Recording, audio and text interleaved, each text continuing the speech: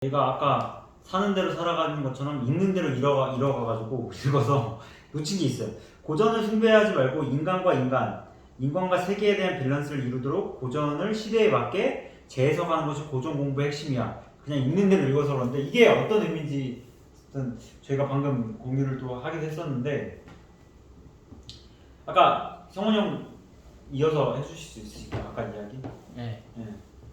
이 고전을 숭배하는 것하고 고전을 시대에 맞게 재해석하는 거하고 완전 차이가 있다는 생각이 들고, 그리고 고전 공부의 핵심은 여기 나온 것처럼 인간과 인간에 대한 밸런스를 생각할 수 있게 해준다는 거죠. 그리고 인간과 세계에 대한 밸런스를 이룰 수 있도록 생각을 할 수 있게 돼. 어떻게 고전을 이 고전을 어떻게 내가 재해석하느냐에 따라서, 그럼 그 재해석을 어떻게 하냐, 밸런스에 초점을 맞추는 거죠. 인간과 인간, 또 인간과 세계와의 밸런스. 일단 인간과 인간을 얘기해 보자면 삶을 살아가는데 사람이 마음에 중심이 있는 사람이 있고 그렇지 않은 사람이 있어요. 사람을 배제하고 어떤 일을 하는, 삶을 살아가는 사람이 굉장히 많다는 거죠. 저도 그렇게 살아왔고 앞으로도 그렇게 살 수 있고, 그러니까 그렇게 극단으로 치우치는 이 세상에서 내가 밸런스를 잡아간다? 그거는 나로서 말미암을 수 있는 게 아니라 이 고전을 통해서 내가 이 고전을 어떻게 공부하고 재해석하느냐에 따라서 인간과 인간과의 밸런스를 맞출 수 있다는 거죠. 그게 확장이 되면, 예를 들면 운석 선생님하고 우리하고 내가 어떤 인간과 인간관계, 인간과의 밸런스를 맞추려고 노력한다. 그게 계속 확장이 되면 이게 어떤 집단이 될 수 있고 단체가 될 수 있고, 더 넓게는 세계가 될 수 있는 거예요. 자연도 물론 포함이 될 수 있고. 그러니까 대중교육에서 또 우리가 지금까지 살아왔던 삶에서 누구 하나 이 밸런스에 대한 얘기를 해주는 사람은 없었어요. 저는 그냥 내가 경쟁에서 사람을 배제하면 했지. 그래서 그 어떻게든 내가 그 경쟁에서 이겨서 내가 살아남고 나만 잘 되면 됐지. 그건 밸런스하고 완전 대조되는 삶이고 그런 마음이잖아요. 그런 사람이 어떻게 세계를 생각하고 어떻게 자연을 생각하고, 결국엔 그게 공멸인데, 그 반대로 이 고전은 우리에게 얘기하는 거는 인간과 인간에 대한 밸런스. 저는 일단 그 시작이 가장 중요하다고 생각을 해요. 그게 점점 어떤 계속 그런 것들이 지속되다 보면 내 주위에 세계가 나와 함께 하는 게 아닌가. 투자도 마찬가지로 그런 게 아닌가. 그러니까 고전을 통해서 우리가 이 고전을 그래서 선생님은 이 사실은 투자보다 고전을 진짜 중요하게 생각하는 이유가 거기에, 이게 깨져버리면 한순간에 우리는 극단으로 치우칠 수밖에 없고 밸런스를 잃고 뭐 공전을 온당한 데 없고, 그런 얘기를 한 게 아닌가라는 생각이 듭니다. 네, 나 그래서 이렇게 헷갈리는 게 세계라는 게 뭘 의미하는지가 좀 이게 헷갈리거든. 아니 근데 지금 선생님 질문이 너무 다시 생각해보면 너무 좋은 질문이었던 거예요. 이 말에 대해서 그냥 우리가 넘어갈 수도 있는데, 그러니까 그러니까 그러니까 우리가 공자 시대에서 학은 예학 사후수를 떠나지 않았을 거예요. 예절과 말을 보고 그리고 셈을 하고 활을 쏘고, 이게 공자 시대는 학이었어요. 그렇기 때문에 공자 시대에서 벼슬을 한다는 건 무조건 군인이 되는 거예요. 그래서 사라는 공자 시대의 선비라는 거는 사무라이와 비슷한 거거든요. 결국 군인이야, 군인. 어떤 군인이 되느냐, 그게 칼을 들었지만 그 백성을 위해서, 그리고 이웃나라와 싸우지 않고 어떻게 조화를 이루어 가느냐, 그게 진정한 학이고, 지금의 학은 다군이 될 필요는 없으니까 자본학이 필요한다는 거죠. 그게 시대에 맞게 잘 해석하는 거고, 근데 아까 말한 것처럼 고전을 숭배해버리면 자본학이 왔다야 하면 기업만 왔다니까 자연을 파괴하고 동물을 학대하고 오로지 이윤만 추구하는, 왜냐면 기업은 이윤 추구가 첫 번째거든요. 그러니까 그걸만 충성하면 또 안 된다는 거죠. 자본학만. 그러니까 그런 어떤 밸런스를 갖고 가는 것이 고전. 왜냐면 그 당시는 그 고전에 맞게 해석을 하는 거지만 지금은 지금에 맞게, 그리고 지금의 인간관계에 맞게, 그 당시에 인간관계에 맞게 하는 것도 어떤 그 센트럴 도그마 같은 핵심적 개념은 존재하지만 색깔은 다르잖아요.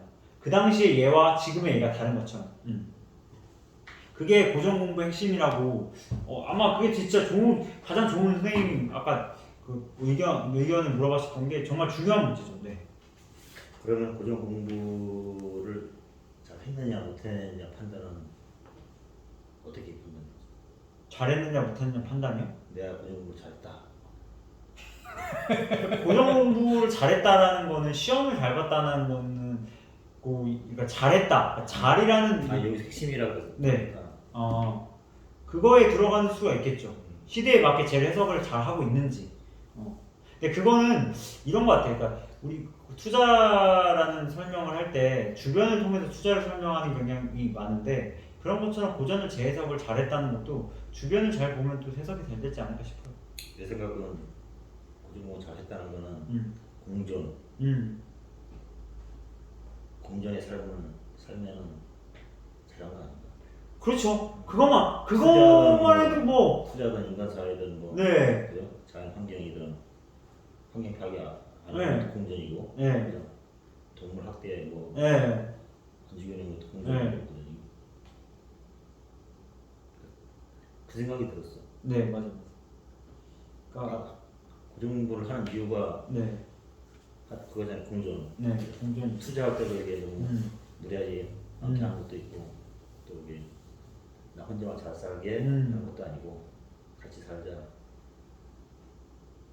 우리가 지금 고전 공부하는 이유가 그거 아닐까. 그 얘기를 적어놓은 것 같은 느낌이 들었어. 네, 맞아요. 선생님 그 부분도 확실히 재해석하는 것 자체가 그때의 시대와 지금의 시대를 공존하기 위해서 그런 걸 수도 있잖아요. 그때 시대만 그때는 그때고 지금이야가 아니라 그때와 시대와 지금의 시대를 연결해서 어떻게 보면 그것도 공존이라고. 그때의 어떤 좋았던 부분을 잘 살리고 지금의 좋은 부분도 가지는 거, 옹고지신의 자세인 거죠. 그 공존이라고 보거든요. 그러니까 그런 부분들을 잘 살리는 게 재해석하는 과정이고 그게 빠지면 할 수 없죠. 그러니까 어떻게 보면 이렇게 그러니까 같은 중심에 있어서 그 원처럼 그게 있잖아요. 그 뭐 지름이, 그러니까 반지름이 똑같은 위치에 있는 것처럼 공존이 그 핵심의 점상에 있다고 봐요. 근데 만약 원에 점 하나만 빠져도 원이 될 수 없잖아요. 그러니까 공존이 빠지면 그 고전이 잘 했다라는 것이 보기가 어렵죠. 저는 이 공존이라는 이 단어가 제 인생에서 없었거든요, 사실. 근데 칸모니에 있으면서 칸모니에 그러니까 있어요.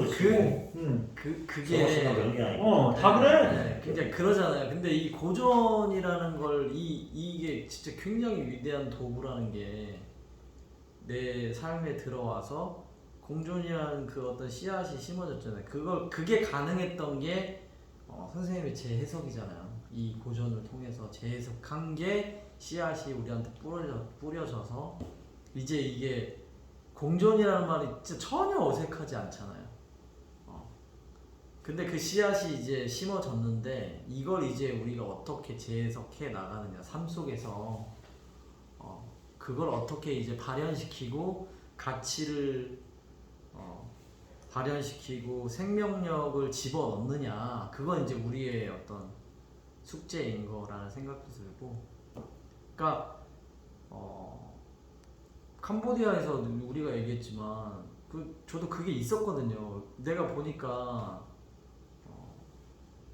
내가 언제 기쁘냐, 제일 기쁘냐 했을 때 내가 기쁜 것도 기쁘지만 다른 사람이 기뻐하고 즐거워하니까 나를 통해서 그게 진짜 기쁘더라고요. 그게 공존. 네. 근데 저는 그때 이제 그런 단어를 몰랐지. 그 언어가 내 이게 삶에 공존인지, 없었어요. 공존인지 왜냐면 뭐 그거 얘기하는 사람이 없잖아요. 근데 이제 선생님 통해서 그런 언어가 이제 내 삶에 딱 들어오니까 이게 더 파워가 어떻게 보면 힘이 생기고 그런 마음이 자라나고 그게 어색하지 않고 야 진짜 공존하는 게 내가 사는 건데